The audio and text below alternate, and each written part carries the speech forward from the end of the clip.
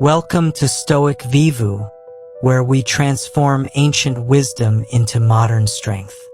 I'm here to reveal something powerful that you already possess but might not recognize. A type of freedom so complete that no person, situation, or circumstance can ever take it away from you. Right now, you might be thinking about all the ways you feel trapped.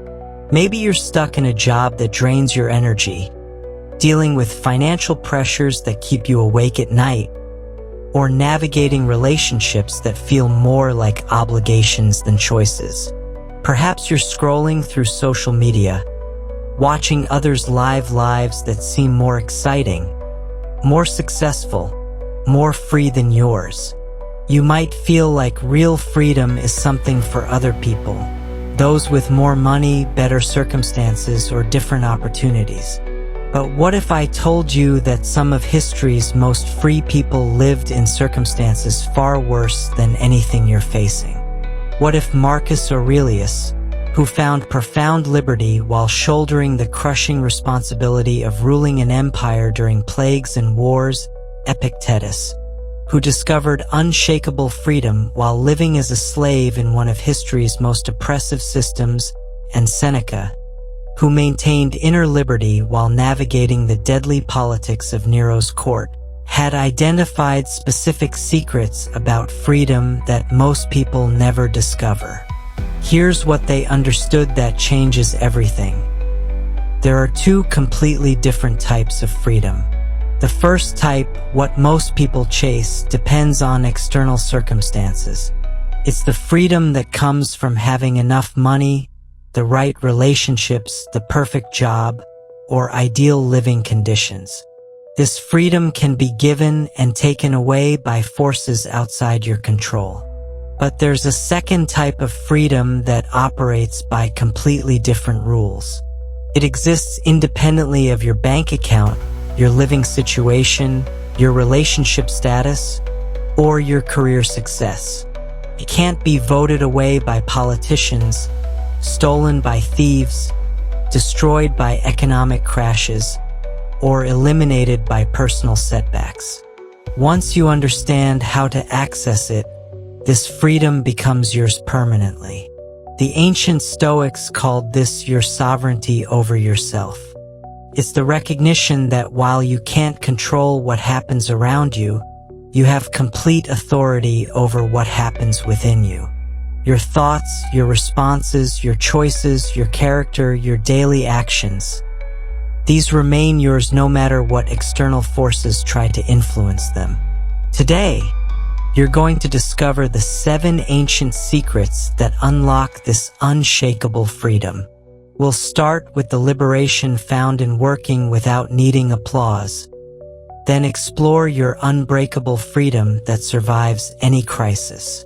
You'll learn how false hope actually steals your real freedom, discover the liberty that exists inside every prison, understand when your possessions become your prison, find the competition that sets you completely free, and finally, learn how truly free people use their energy. These aren't abstract philosophical concepts. They're practical tools tested under the most extreme conditions imaginable and proven to work in real life. By the end of this journey, you'll know exactly how to access a type of freedom that no economic recession, difficult relationship, career setback, or life crisis can ever touch. Your true freedom has been waiting for you all along. The ancient Stoics are about to show you exactly where to find it and how to make it permanently yours. Let's unlock the liberty that no one can take away. 1. The freedom found in working without applause. You're sitting in your Los Angeles apartment at 11 p.m. on a Wednesday night, working on a project that could transform your career. You've been coding this app for 6 months, learning new programming languages, solving complex problems, and pushing yourself beyond what you thought possible. But here's the thing, nobody knows about it. Your friends think you're just staying in too much. Your family keeps asking when you're going to get a real promotion. Your social media followers have no idea you're building something revolutionary. You feel this nagging urge to post about your progress, to share screenshots of your work, to get some validation for the enormous effort you're putting in. Your finger hovers over the share button. After all, wouldn't a little encouragement help motivate you? Wouldn't some recognition make this journey feel more worthwhile? This moment represents one of the most crucial choices you'll ever make about your freedom. Most people don't realize that the instant you start working for applause, you become enslaved to other people's opinions. You stop being the director of your own life and become a performer, hoping the audience will approve. The ancient Stoics understood something revolutionary about human psychology. Talking about what you're doing and actually doing it compete for the same mental resources. Marcus Aurelius wrote, "How much trouble he avoids who does not look to see what his neighbor says or does." He wasn't talking about being antisocial. He was describing the liberation that comes from focusing entirely on your work rather than managing other people's perceptions of your work. Think about what happens when you announce your goals. You get an immediate hit of satisfaction from people's positive responses. Your brain releases the same chemicals it would release from actually achieving the goal. But here's the devastating part. This premature reward actually decreases your motivation to do the real work. You've already received emotional payment for something you haven't yet accomplished. Imagine you're working as a marketing coordinator in Chicago, and you've decided to transition into data science.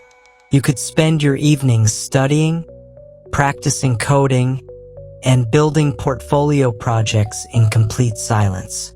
Or you could post about your learning journey, update everyone on your progress, and collect encouragement along the way. The second approach feels more supported, but it's actually a trap that destroys your freedom. When you work for applause, every day becomes a performance. You start choosing projects based on how impressive they'll sound rather than how much they'll teach you. You begin measuring progress by likes and comments rather than actual skill development. Worst of all, you become dependent on external validation to maintain motivation, which means other people now control whether you continue pursuing your goals. Epictetus, who understood freedom better than almost anyone in history, taught that true liberty comes from wanting what you already have rather than needing what you don't have. When you work in silence, you free yourself from needing other people's approval, recognition, or encouragement. Your motivation becomes internal and therefore unshakable. Consider this scenario. You're developing a photography business while working your day job in Denver. The silent approach means you spend weekends learning lighting techniques, studying composition, and practicing with volunteer models without posting any of it online. You're building real skills without any external pressure or expectation. The applause approach means you're constantly posting behind-the-scenes content, asking for feedback, and building an audience before you've mastered your craft. The silent worker becomes genuinely skilled because they're focused entirely on improvement. The applause seeker becomes skilled at managing an image, which is a completely different skill set that often conflicts with actual mastery. One leads to freedom through competence. The other leads to bondage through perception management. Seneca practiced this principle throughout his career, writing, "Every new beginning comes from some other beginning's end."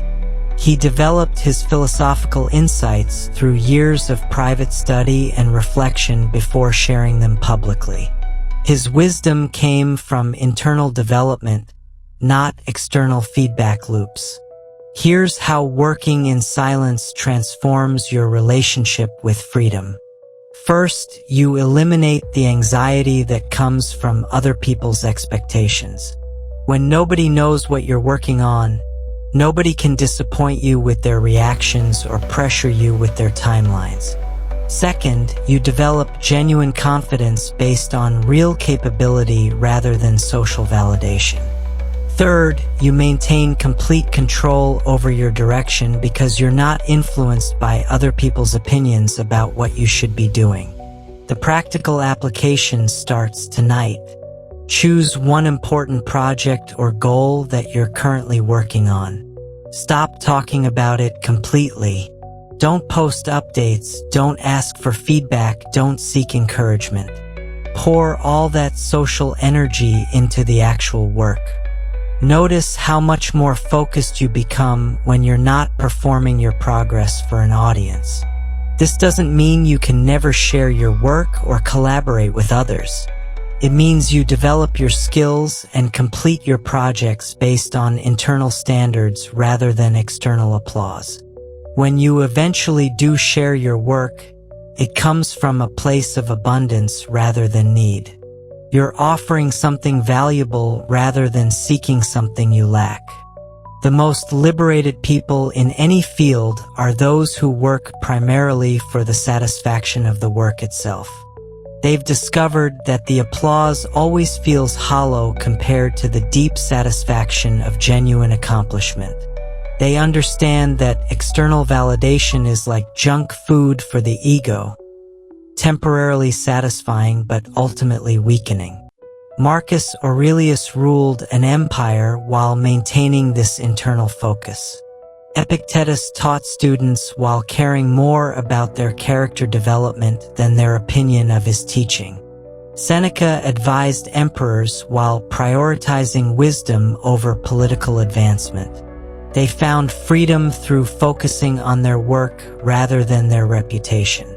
When you stop working for applause, you discover something remarkable. The work itself becomes its own reward. You're no longer dependent on other people's moods, opinions, or availability for emotional fuel. Your motivation comes from internal sources that no external force can disrupt.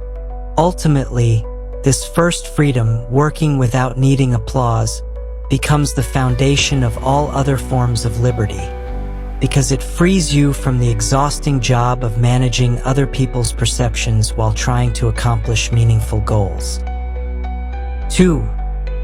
Your unbreakable freedom in any crisis. You're driving home from work in Houston when your phone rings with news that changes everything. Your company just announced massive layoffs, and your position is being eliminated in 30 days. Your mind immediately spirals into panic mode. How will you pay your mortgage? What will you tell your family? How will you explain this gap in your resume? You feel completely powerless, like a victim of forces entirely beyond your control. But what if I told you that even in this moment of apparent helplessness, you possess a type of freedom that no economic downturn, corporate decision, or external crisis can ever touch? What if the ancient Stoics discovered a form of liberty so fundamental that it remains yours regardless of what happens around you? Epictetus, who lived through the ultimate loss of external freedom as a slave, made one of the most revolutionary statements in human history. No one can harm you without your permission. Think about the audacity of that claim. Here's a man who owned nothing, controlled nothing, and could be bought and sold like property.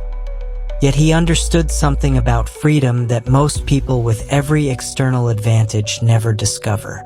The unbreakable freedom lives in the space between what happens to you and how you respond to what happens to you.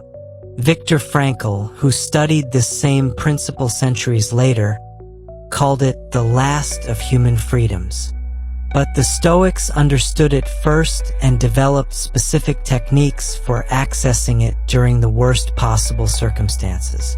Here's how this freedom works in practice. Let's return to your job loss scenario. Everything external has been taken from you: your income, your daily structure, your professional identity, even your sense of security. Most people focus entirely on what they've lost and feel completely victimized. But your unbreakable freedom asks a different question. Given this new reality, what response will I choose? Marcus Aurelius faced this exact type of crisis repeatedly as emperor.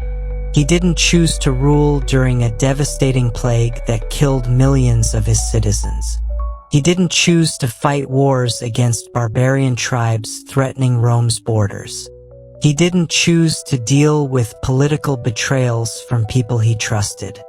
Yet he wrote, "You have power over your mind, not outside events. Realize this, and you will find strength. Consider what this means for your job loss. You can't control the corporate decision, the economic conditions, or the timeline you've been given. But you have complete sovereignty over several crucial areas: your response strategy, your daily actions during the transition, your attitude toward the setback, your decision about what skills to develop, your choice of how to frame this experience, and your commitment to growth through difficulty." James Stockdale proved this principle under the most extreme conditions imaginable. As a prisoner of war in Vietnam for 7 years, he was tortured, isolated, and stripped of every external freedom. Yet he later said that if he had to choose whether to experience those years or not, he wouldn't trade them because of who he became through choosing his responses to uncontrollable circumstances. Stockdale understood what he called the Stockdale paradox. You must simultaneously accept the reality of your situation while maintaining unwavering faith in your ability to prevail regardless of circumstances. This isn't naive optimism that pretends everything will be fine. It's the deeper freedom that comes from knowing you can handle whatever reality brings. Let's apply this to a different crisis. Imagine you're dealing with a serious health diagnosis in your Miami apartment. The medical facts are what they are. You can't think your way out of a physical condition. But you have complete freedom over how you respond to the diagnosis. Your treatment decisions, your lifestyle changes, your support system choices, your attitude toward the challenge, and your decision about what this experience will teach you. The beautiful thing about this unbreakable freedom is that it actually grows stronger during crises. When external circumstances strip away everything you thought you controlled, you're forced to discover the power you actually possess. Most people avoid this discovery by staying comfortable, never realizing the depth of their inner resources. Seneca practiced accessing this freedom through voluntary discomfort exercises. He would deliberately place himself in difficult situations to practice choosing his responses. He wrote, "Every new beginning comes from some other beginning's end." He understood that endings, even unwanted ones, create space for responses that weren't possible before. Here's a practical exercise for developing this freedom. Think about the worst thing that's happened to you in the past year. Instead of focusing on what you lost or what went wrong, identify every choice you made in response to that situation. Notice how even in your worst moments, you were constantly making decisions. How to interpret events, what actions to take, who to ask for help, what meaning to create from the experience. This recognition transforms your relationship with future crises. Instead of seeing yourself as a victim of circumstances, you begin to see yourself as the author of your responses. You can't write the events of your life, but you have complete creative control over your responses to those events. The most liberated people aren't those who've never faced difficulty. They're those who've learned to find freedom within difficulty. They understand that external circumstances are like weather, sometimes favorable, sometimes challenging, but never permanently fixed. Their freedom comes from their ability to choose appropriate responses regardless of current conditions. Your unbreakable freedom doesn't depend on having good circumstances. It depends on exercising choice within whatever circumstances exist. You can't control economic conditions, but you can control your response to economic uncertainty. You can't control other people's decisions, but you can control your response to those decisions. You can't control natural disasters, health challenges, or global events, but you can control your response to all of them. This freedom becomes unbreakable because it's based on something that literally cannot be taken from you: your power to choose your response.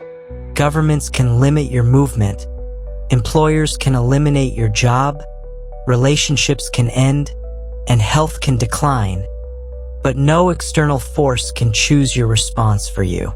In essence, recognizing and exercising this unbreakable freedom transforms you from someone who needs good circumstances to be free into someone who remains free regardless of circumstances, making you genuinely unstoppable through any crisis life presents. 3. How false hope steals your real freedom. You're scrolling through motivational content on your phone in your Portland apartment, reading quotes about thinking positive and manifesting your dreams. The advice sounds inspiring. Just believe everything will work out perfectly. The universe has a plan. Stay optimistic, and good things will come. You feel momentarily uplifted, like someone just handed you a magic formula for life.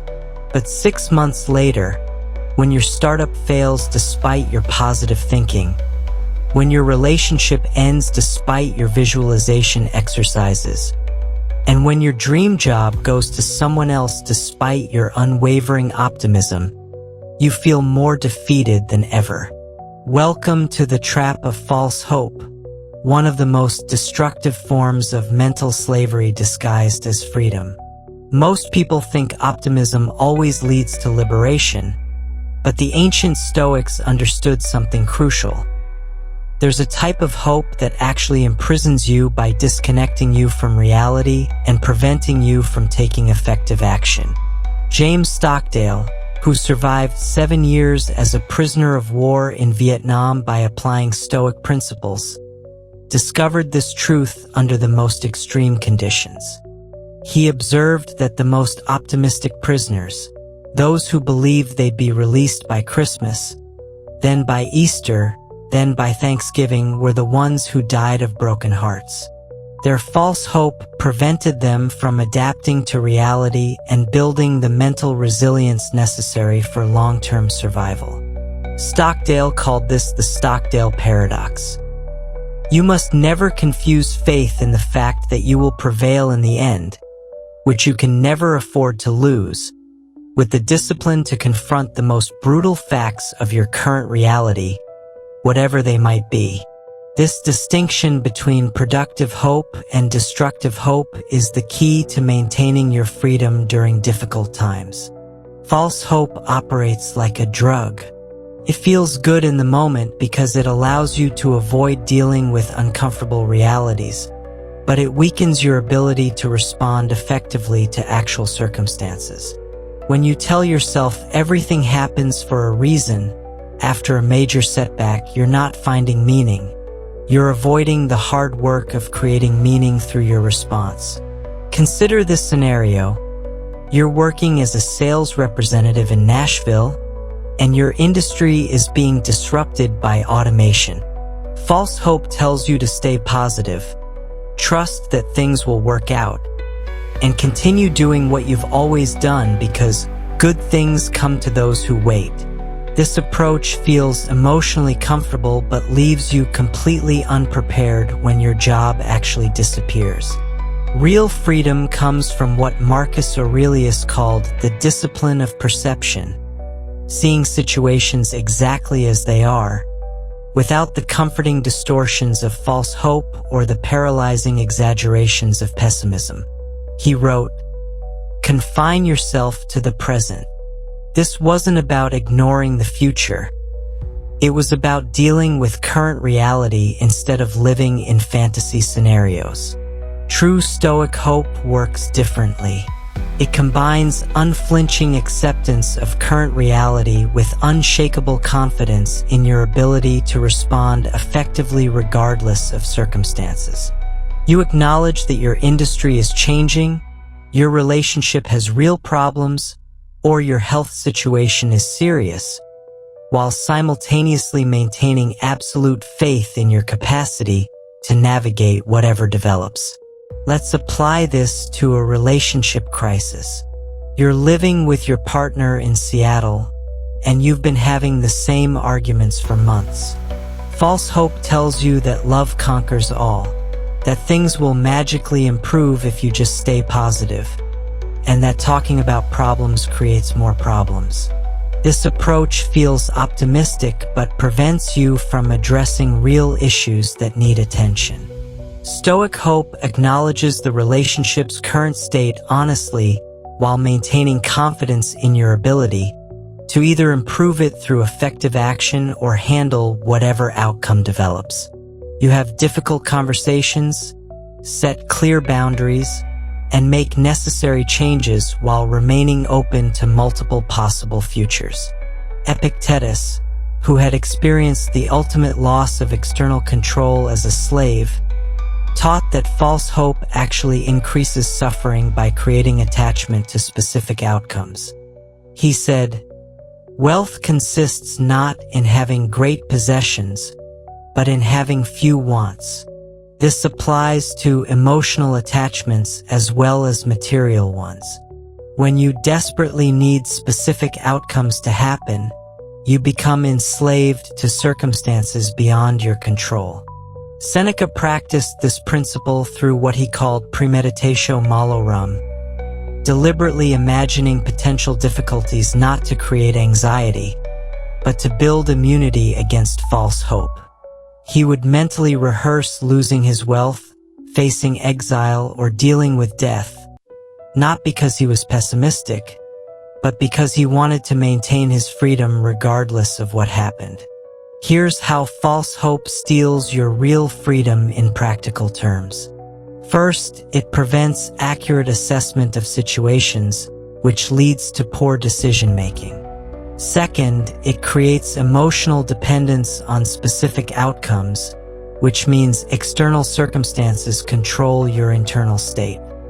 Third, it wastes energy on wishful thinking that could be invested in effective action. Fourth, it sets you up for devastating disappointment when reality doesn't match your fantasies. Real freedom comes from what Stockdale demonstrated: confronting the brutal facts of your current situation while maintaining absolute faith in your ability to create a meaningful response regardless of how those facts develop. This isn't pessimism. It's strategic realism that preserves your power to act effectively. The practical application starts with brutal honesty about whatever challenge you're currently facing. If you're struggling financially, false hope tells you money will appear somehow. Real hope acknowledges your actual financial situation while maintaining confidence in your ability to improve it through specific actions. If your career isn't developing as planned, false hope tells you to wait for opportunities.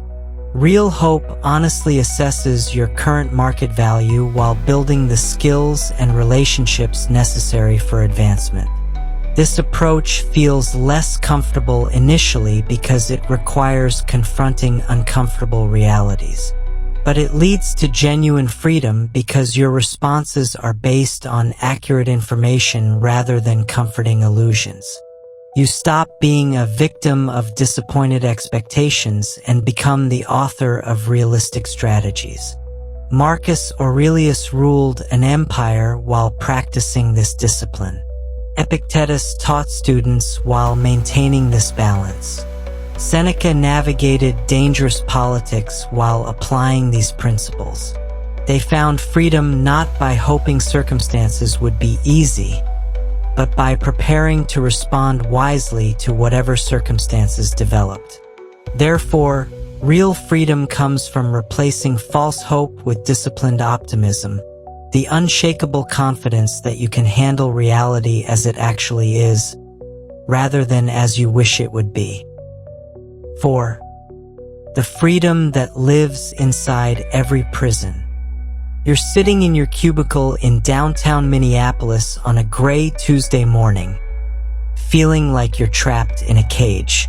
Your boss micromanages every decision. Your salary barely covers your expenses, and your daily routine feels like a prison sentence you can't escape. You watch the clock, counting hours until you can leave, dreaming of the day when you'll have enough money, enough status, or enough options to finally be free. But what if I told you that some of history's most liberated people found their freedom in circumstances far more confining than yours? Epictetus discovered the most profound truth about human liberty while living as a slave in the court of Emperor Nero, one of the most oppressive environments in human history. He had no money, no legal rights, no control over his daily schedule, and no guarantee he'd survive from one day to the next. Yet he developed an understanding of freedom so complete that it influenced emperors, shaped civilizations, and continues to liberate people 20 centuries later. Here's what Epictetus observed that changed everything. The supposedly free people around him were actually more enslaved than he was. He watched senators grovel before Nero for approval. Wealthy citizens compromised their values for social advancement, and powerful politicians sacrificed their integrity for temporary advantage. Despite having every external freedom, these people were prisoners of their own desires, fears, and dependencies. Meanwhile, Epictetus realized that even though his body was owned by another person, his mind remained completely his own. No one could force him to believe something he knew was false. No one could make him value something he chose not to value. No one could control his responses to whatever happened around him. He discovered that true freedom isn't about external circumstances. It's about internal sovereignty. Consider your current situation through this lens. Maybe you feel trapped by financial obligations, family responsibilities, or career limitations. But examine what aspects of your experience actually remain under your complete control. Your thoughts about your circumstances, your daily choices within whatever constraints exist, your responses to challenges and setbacks, your decision about what kind of person to become, regardless of your situation, your commitment to growth and learning despite external obstacles. Marcus Aurelius understood this same principle from the opposite perspective. As Emperor of Rome, he possessed every external freedom imaginable: unlimited wealth, absolute power, and the ability to command millions of people. Yet he wrote in his personal journal, "You have power over your mind, not outside events. Realize this, and you will find strength." Even with ultimate external freedom, he recognized that real liberty comes from mastering your internal responses. Let's apply this to modern circumstances. Imagine you're working as a nurse in a demanding hospital in Phoenix, dealing with long hours, difficult patients, and administrative pressures that seem designed to prevent you from doing your job effectively. The external constraints are real and significant, but within those constraints, you maintain complete freedom over crucial areas. How you treat each patient, what attitude you bring to work, how you respond to stress, what you learn from difficult situations, and how you maintain your sense of purpose despite systemic frustrations. This internal freedom becomes even more powerful when you realize it's completely independent of other people's behavior. Your difficult supervisor can't take away your choice to respond professionally. Demanding patience can't force you to lose your compassion. System limitations can't prevent you from finding meaning in your work. You discover that freedom isn't something you achieve by changing your circumstances. It's something you access by taking full responsibility for your responses to whatever circumstances exist. Seneca demonstrated this principle while serving as advisor to Nero, knowing that one wrong move could result in execution. He wrote, "Every new beginning comes from some other beginning's end." He found freedom not by escaping his dangerous position, but by choosing how to conduct himself within it. He maintained his philosophical principles, treated people with dignity, and used his influence to promote justice whenever possible. The practical application starts with recognizing the difference between your circumstances and your responses to those circumstances. Your circumstances include things like your job, your finances, your relationships, your health, and your living situation. Your responses include your thoughts about these things, your emotions regarding them, your daily choices within them, and your long-term strategies for dealing with them. Here's a powerful exercise. Spend one day noticing every moment when you feel trapped or forced to do something. Then examine what freedom you actually have within that situation. When you say, "I have to go to this meeting," recognize that you're choosing to go rather than face the consequences of not going. When you say, "I can't afford to quit this job," acknowledge that you're choosing financial security over career risk. This isn't about judging these choices. It's about recognizing that they are choices. This awareness transforms your relationship with constraints. Instead of feeling like a victim of circumstances, you become the conscious author of your responses to circumstances. You stop waiting for external conditions to improve and start exercising the freedom you already possess. The most liberated people aren't those with the fewest constraints. They're those who understand how to find maximum freedom within whatever constraints exist. They've learned that prison walls can't contain a free mind, and external liberty means nothing without internal mastery. Epictetus taught his students that we become enslaved not by external forces, but by our unexamined responses to external forces. When you need other people to behave differently for you to be happy, you've made them your masters. When you require specific circumstances for inner peace, you've made those circumstances your prison guards. True freedom emerges when you realize that happiness, peace, growth, and fulfillment are available in any external situation through the choices you make about how to respond. This doesn't mean accepting injustice or avoiding positive change. It means maintaining your internal liberty while working effectively within whatever external realities exist. Ultimately, the freedom that lives inside every prison is the recognition that no external force can control your character, your responses, or your commitment to becoming the person you choose to be. 5. When your possessions become your prison. You're walking through your San Francisco apartment, surrounded by everything you thought would make you happy. The expensive couch you saved for months to buy. The latest smartphone that promised to simplify your life, but now demands constant attention. The designer clothes hanging in your closet, many still with tags attached. The high-end car in your garage that requires monthly payments higher than some people's rent. You look around and realize something unsettling. Instead of owning these things, they seem to own you. Every month, you work primarily to service debt for items you rarely use. You stress about protecting possessions from damage or theft. You spend weekends shopping for more things to fill spaces in your home and your life. You've become afraid to take career risks because you need a steady income to maintain your lifestyle. Somehow, the things you bought to increase your freedom have become the bars of an invisible cage.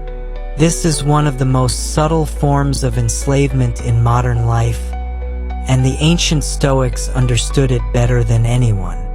Epictetus, who owned almost nothing during his years as a slave, developed insights about possessions that can liberate you from the trap that catches most people in prosperous societies. The story that changed everything for Epictetus happened one night when he heard someone breaking into his modest dwelling.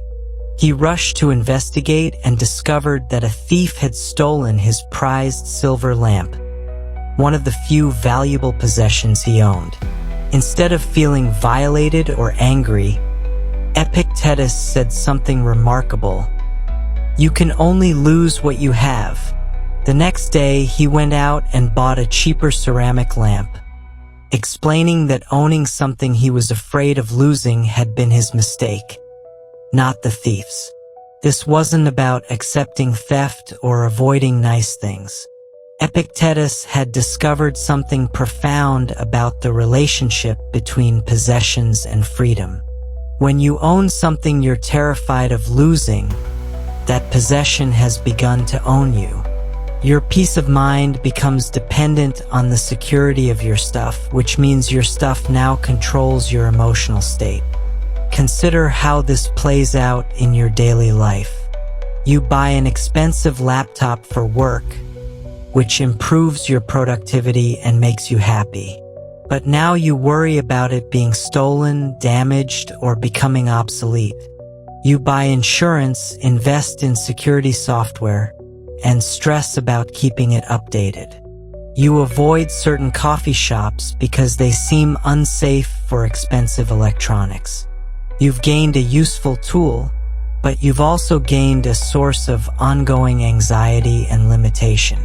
Marcus Aurelius, who possessed unlimited wealth as Emperor of Rome, wrote extensively about this paradox.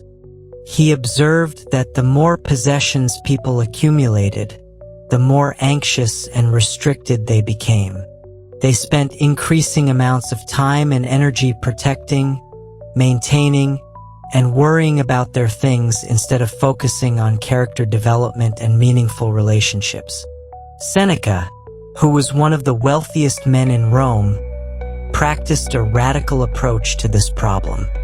He would periodically live as if he were poor, sleeping on the floor, eating simple food, wearing basic clothes, not because he was preparing for poverty, but because he was maintaining his freedom from his possessions. He wrote, "It is not the man who has too little, but the man who craves more who is poor." Here's how possessions become prisons in practical terms. First, they create maintenance obligations that consume your time and energy. Second, they generate ongoing costs that limit your financial flexibility. Third, they create security concerns that restrict your behavior and location choices. Fourth, they establish lifestyle standards that make you afraid of downward mobility. Fifth, they become sources of identity that make you feel diminished without them. Let's examine a specific scenario. You're living in Denver and decide to buy a luxury SUV because it represents success and provides comfort. Initially, you love everything about it. But gradually, you notice changes in your behavior. You avoid certain neighborhoods because of theft concerns. You spend Sundays washing and maintaining it instead of hiking or visiting friends. You take fewer career risks because you need a stable income for the monthly payments. You feel pressure to dress and act in ways that match your expensive vehicle. The SUV hasn't just changed your transportation. It's changed your entire lifestyle and decision-making process. The Stoic approach to possessions involves what they called preferred indifference, appreciating good things without becoming attached to them. You can enjoy nice possessions while maintaining the mental freedom to be equally content without them. This isn't about living in poverty or avoiding material goods. It's about maintaining your independence from the things you own. Practical application starts with an honest assessment of your current possessions. Walk through your living space and identify items that create ongoing stress, financial pressure, or behavioral restrictions. Notice which possessions you bought for emotional reasons rather than practical ones. Observe how much of your time is spent maintaining, protecting, or worrying about your stuff instead of pursuing growth and relationships. The most liberating question you can ask about any possession is, would I be okay if this disappeared tomorrow? If the answer is no, that possession has begun to control you rather than serve you. This doesn't mean you should get rid of everything you value. It means you should examine and potentially adjust your emotional relationship with your things. Epictetus taught his students that true wealth consists not in having many possessions, but in having few wants. When your happiness depends primarily on your character, relationships, and personal growth rather than your stuff, you become immune to one of modern society's most effective forms of control. Here's a weekly practice that builds freedom from possessions. Choose one item you think you need and live without it for 7 days. Maybe it's your expensive coffee maker, your premium streaming services, or your designer clothes. Notice how quickly you adapt and discover alternatives. This isn't deprivation. It's strength training for your independence. The goal isn't to live like a monk, but to maintain the mindset of someone who could live like a monk if necessary. When you know you can be happy with less, you're free to enjoy more without being controlled by it. Your possessions become tools that serve your purposes rather than masters that determine your choices. Therefore, real freedom comes from owning things lightly, enjoying what you have while remaining unattached to keeping it, using possessions as resources for your goals rather than sources of your identity. 6. The competition that sets you completely free. You're scrolling through LinkedIn in your Dallas apartment, watching former colleagues celebrate promotions, new job offers, and career achievements that seem more impressive than anything happening in your life. Your college roommate just announced a startup acquisition. Your former coworker got promoted to director while you're still stuck at the same level. Your neighbor bought a house while you're still renting. Each post feels like evidence that everyone else is winning while you're falling behind in some invisible race you didn't even know you were running. This comparison trap represents one of the most exhausting forms of mental slavery in modern life. You're competing in contests you didn't choose, using scorecards you didn't design, for prizes that might not even make you happy. But what if the ancient Stoics discovered a completely different type of competition? One that guarantees you'll always win because you're the only participant. Epictetus, who understood competition from the unique perspective of someone who had been literally owned by others, said something that changes everything. Wealth consists not in having great possessions, but in having few wants. He wasn't talking about money. He was describing a fundamental shift from external competition to internal excellence that liberates you from the exhausting race against everyone else. Think about how most competition works. You're measuring your success against other people's achievements, which means your happiness depends on factors completely outside your control. Other people's talent, opportunities, connections, timing, and luck all influence whether you win or lose. You've essentially handed control of your self-worth to strangers whose circumstances you don't understand and whose values might be completely different from yours. Marcus Aurelius, who could have competed with anyone for wealth, power, or recognition, chose a different approach. He wrote, "How much trouble he avoids who does not look to see what his neighbor says or does." He understood that external competition is a rigged game where the rules keep changing, the referees are biased, and winning today doesn't guarantee winning tomorrow. Consider how this plays out in your career. You're working as a software engineer in Austin, constantly comparing your progress to other developers. You check salary surveys, monitor who gets promoted, and feel anxious when colleagues seem to advance faster than you. This external focus creates several problems. You start choosing projects based on how impressive they'll look rather than how much they'll teach you. You begin measuring success by recognition rather than actual skill development, and you become dependent on beating others rather than becoming excellent yourself. The Stoic approach involves what Epictetus called finding a competition where you're the only participant. Instead of competing against other people's career trajectories, you compete against your own past performance. Instead of measuring your salary against industry averages, you focus on increasing your value through skill development. Instead of trying to impress managers with flashy projects, you concentrate on becoming genuinely indispensable through competence and character. Let's apply this to fitness, where external competition often creates misery. You're working out at a gym in Seattle, constantly comparing your performance to other members.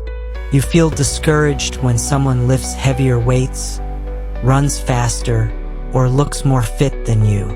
This external focus makes exercise feel like judgment rather than improvement, which often leads to either giving up or developing unhealthy relationships with fitness. The liberated approach treats fitness as personal competition. Your only opponent is yesterday's version of yourself. Can you run a little farther this week than last week? Can you maintain consistency better this month than last month? Can you recover from setbacks more quickly than you used to? These questions create a competition you can always win through effort and persistence, regardless of anyone else's performance. Seneca practiced this principle throughout his career in Roman politics, where external competition was literally life and death. Rather than trying to outmaneuver other advisors for Nero's favor, he focused on providing the best counsel he could based on wisdom and virtue. He wrote, "Every new beginning comes from some other beginning's end." He understood that sustainable success comes from internal excellence rather than external positioning. Here's how external competition enslaves you while internal competition liberates you. External competition makes your mood dependent on other people's performance, creates anxiety about factors you can't control, leads to resentment when others succeed, and establishes success criteria based on relative position rather than absolute value. Internal competition makes your satisfaction dependent on your own effort, creates motivation you can always access, generates genuine happiness when you improve, and establishes success criteria based on personal growth and character development. The practical application starts with redefining your scorecards. Instead of measuring your business against competitors' revenue, measure it against your own improvement in customer satisfaction, skill development, and problem-solving capability. Instead of comparing your relationship to other couples' social media posts, focus on whether you're becoming a better partner than you were 6 months ago. This doesn't mean ignoring market realities or avoiding professional benchmarks. It means using external information as data for improvement rather than sources of self-worth. You can study what successful people do without needing to beat them at their own game. You can learn from others' achievements without making their success a referendum on your value. Epictetus discovered something remarkable about this internal competition. It actually makes you more effective in external situations. When you're focused on becoming excellent rather than beating others, you develop real capabilities that serve you regardless of circumstances. When your motivation comes from internal standards rather than external comparison, it becomes unshakable because no one else can influence it. The most successful people in any field aren't those obsessed with beating competitors. They're those obsessed with mastering their craft. They've learned that external competition is a distraction from the internal work that creates genuine excellence.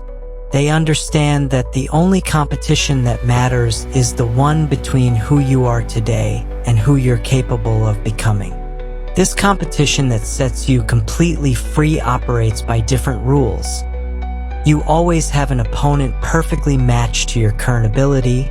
You can always win through genuine effort, and every victory makes you stronger for the next challenge. You become genuinely unstoppable because your success depends entirely on factors within your control. In essence, when you compete only with yourself, you transform from someone who needs others to lose for you to win into someone who can succeed regardless of anyone else's performance. 7. How truly free people use their energy. You're sitting in a coffee shop in downtown Atlanta on a Saturday morning, watching people around you frantically multitasking. The person at the next table is simultaneously answering emails, scrolling social media, talking on the phone, and eating breakfast. Another customer is stressed about being 5 minutes late to a meeting that probably doesn't matter. A group nearby is complaining loudly about politics they can't influence.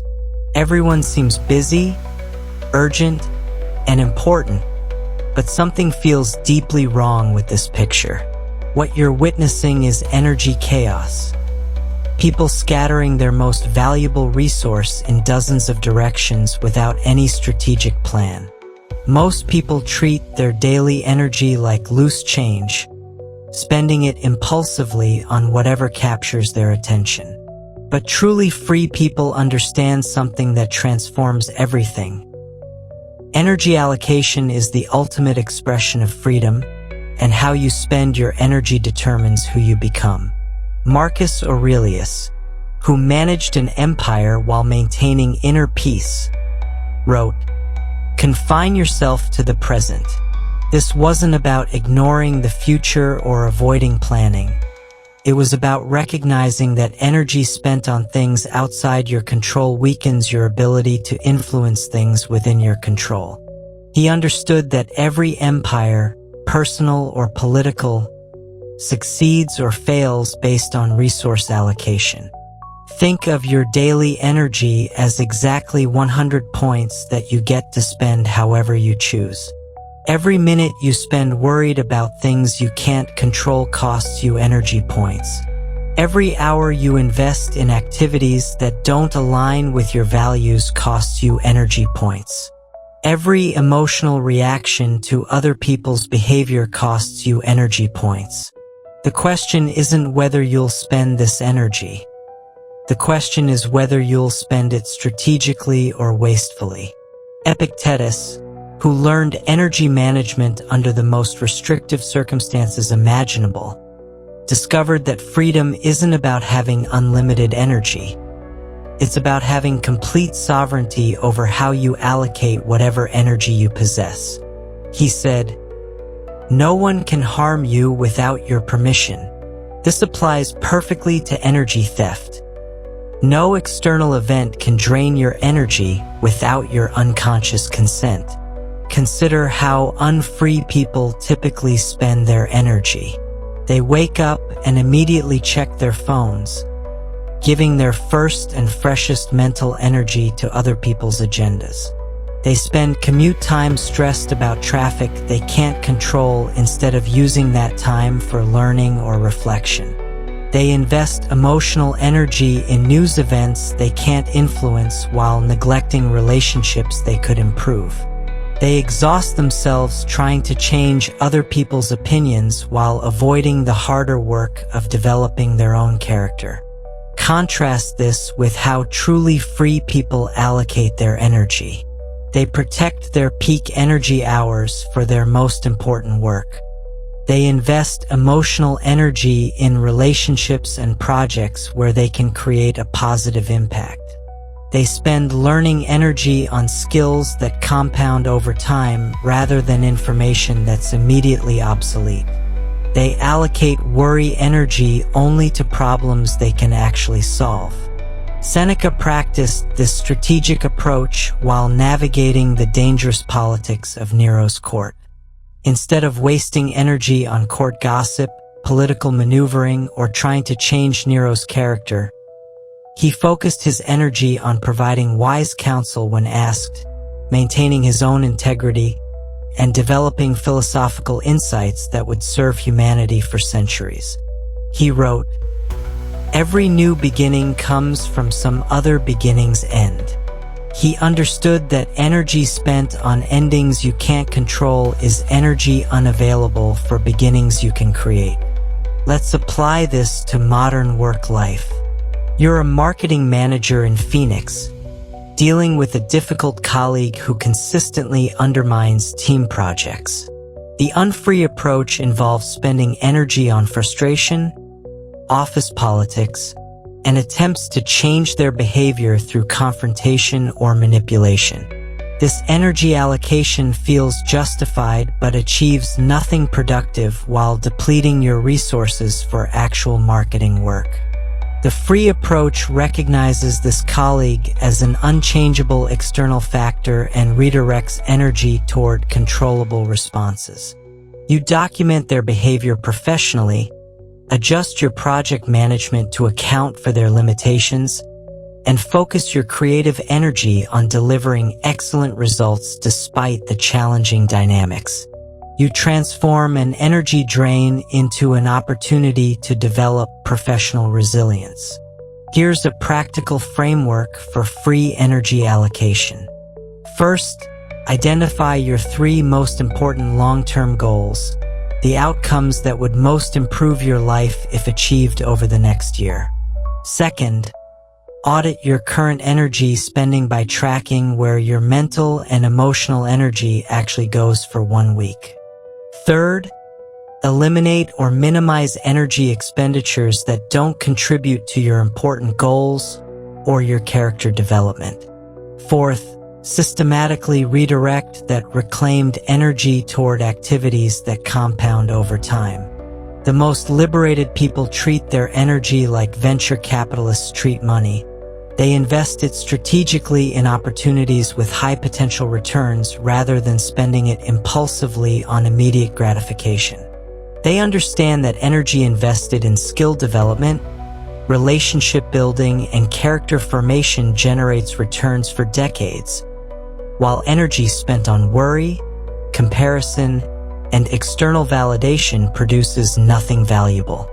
Marcus Aurelius demonstrated this principle while facing plagues, wars, and political betrayals. Instead of exhausting himself trying to control these external crises, he invested his energy in responding wisely, learning from difficulties, and maintaining his philosophical practice.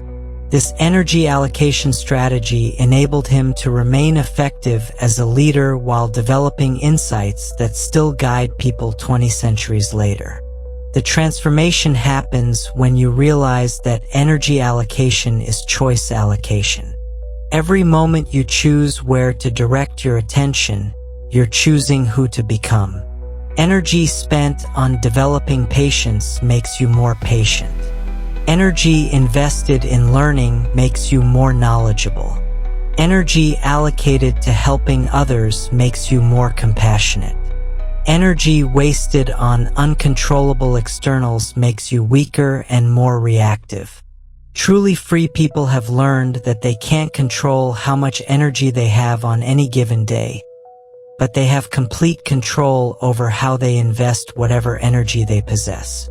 They've discovered that strategic energy allocation doesn't just improve outcomes, it transforms character.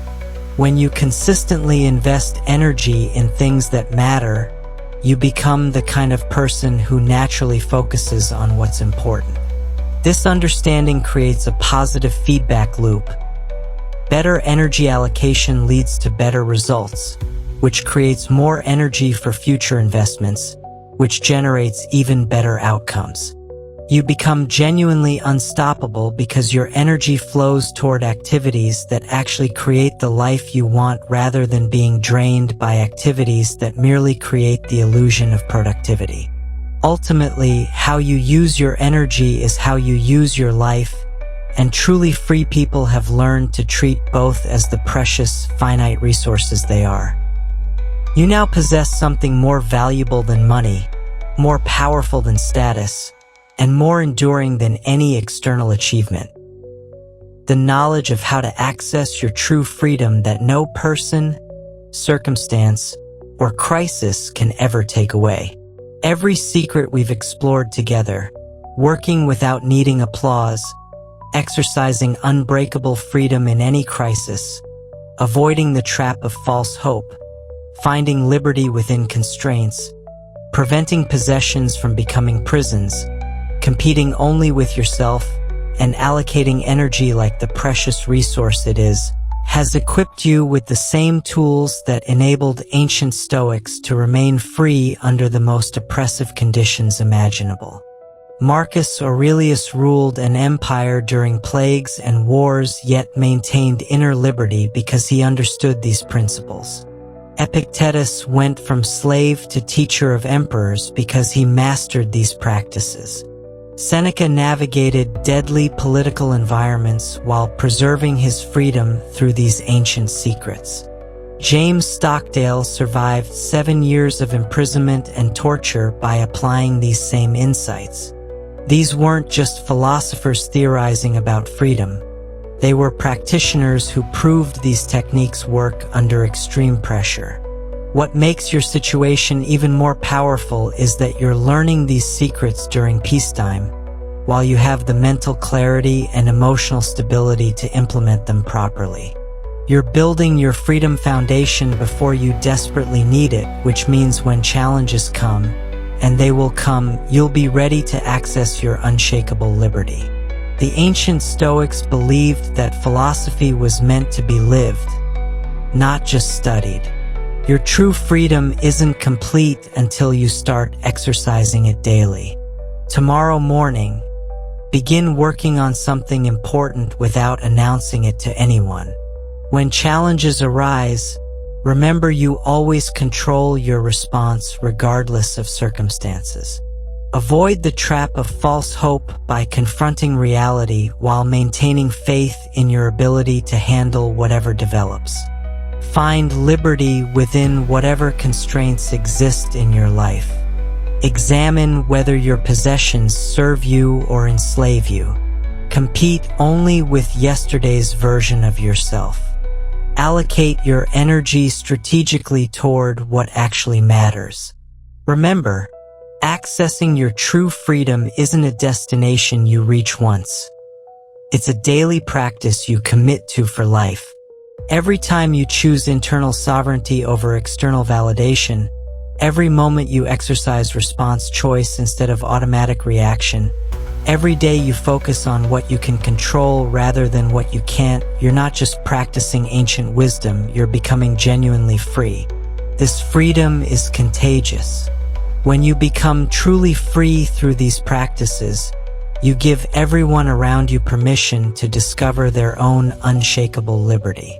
Your calm during chaos, your independence from external validation, and your ability to find opportunity within difficulty become a beacon for others searching for real freedom. If these ancient secrets have shown you how to access freedom that no one can take away, Subscribe to Stoic Vivu so you never miss wisdom that can transform your daily experience. Hit that like button if you're committed to practicing these liberating principles. Share this with someone who needs to discover their own true freedom. Your freedom has been waiting inside you all along. The ancient Stoics have shown you exactly how to access it. Your truly free life begins now.